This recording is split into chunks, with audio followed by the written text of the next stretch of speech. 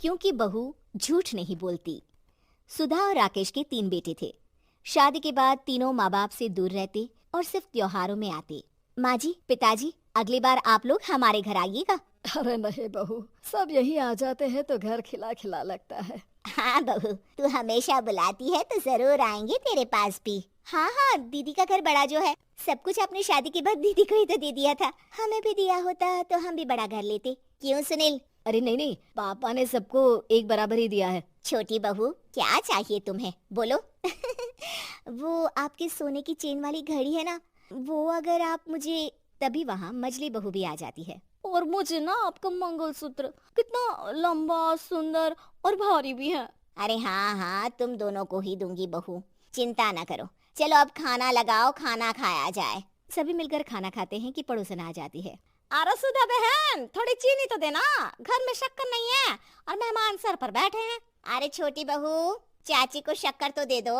अरे मजली दीदी, आप दे दीजिए ना, मैं यहाँ कम आती हूँ तो मुझे पता ही नहीं है कि सासू माँ सारी चीजें कहाँ रखती है। और तुम, मैं कौन सा यहाँ रोज शक्कर फाँकने के लिए आती हूँ, मुझे भी नहीं है पता। तभी बड़ी बहू हाथ में चीनी की कटोरी लेकर आती है। चाची, शक्कर। आप लोगों का बड़ा सहारा है माँ जी और पिताजी को, वरना हम लोग तो यहाँ रहते ही नहीं। आप जैसे पड़ोसी हैं तो हम निश्चिंत हैं। और जीती रहे बहू, अब तो ये घर पड़ोस कम परिवार ज्यादा लगता है। सुधा अपनी बड़ी बहू को देखकर बहुत खुश रहा करती थी। वो उससे अक्सर घंटों बात भी किया करती, लेकिन दोनों दूसरी बहुओं का भी वो समझती थी कि शायद छोटी है, वक्त आने पर संभल जाएंगी। समय आ जाता है जब सभी को वापस जाना होता है।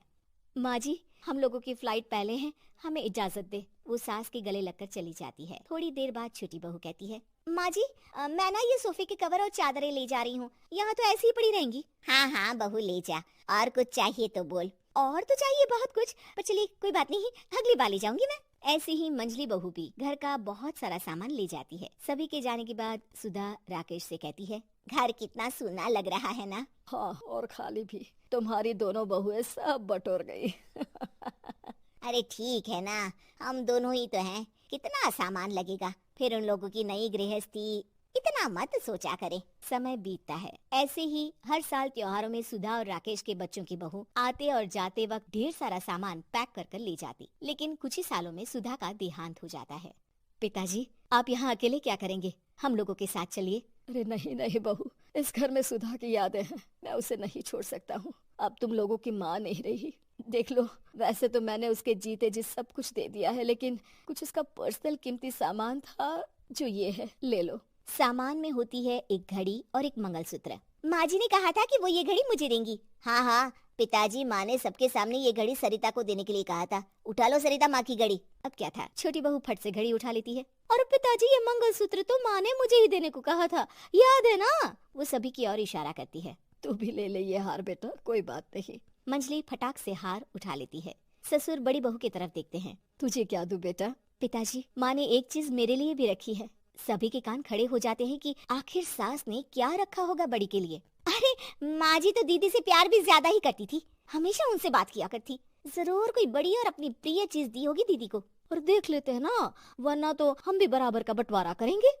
हाँ हाँ, कर लेना बंटवारा। लेकिन बड़ी बहू, बताओ तो, सुधा ने क्या रखा है तुम्हारे लिए? अभी तो हम लोग यही हैं पापा जी, जब जाने लगेंगे तो बता दूंगी। बड़ी बहू के मुंह से ये बात सुनकर बाकी दो बहुएं सोचने लगती हैं कि आखिर क्या है जो दीदी को सासू माँ देकर गई हैं। दीदी, ऐसा तो नहीं ना कि पूरे घर का आधा हिस्सा माँ बड़ी भाभी को देकर गई हो? तभी वहाँ ससुर आ जाते हैं। नहीं नहीं, ऐसा कुछ नहीं है। मकान तो तुम तीनों का बराबर से है। देखो, बड़ी बहू से तुम्हारी सास ज्यादा जुड़ी थी, न जाने क्यों घंटों बात किया करती थी। पता नहीं क्या देकर गई है उसे। और ससुर जी, आपको क्या पता, चालाकी से पूरे घर के पेपर में साइन करवा लिए हो, या फिर कोई छुपा गहना।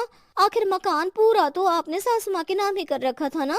अब घर में ये सस्पेंस बन जाता है कि आखिर बड़ी बहू क्या लेकर जाएगी। फिर वो दिन भी आ जाता है जब बड़ी बहू के जाने का समय हो जाता है। बेटा, परसों तुम चली जाओगी, बताया नहीं माँ ने तुम्हें क्या दिया? घड़ी और हार जो बेशकीमती था और तुम्हारी सास को सबसे ज्यादा प्रिय था, उसका तो बंटवारा भी हो चुका है। अब तुम्हारी बारी। हाँ पिताजी, आज मैं ये बात बताने ही वाली थी। माँ ने मुझे उससे भी बेशकीमती चीज दी है, और वो है आप। आपसे अधिक प्रिय उन्हें कुछ नहीं था।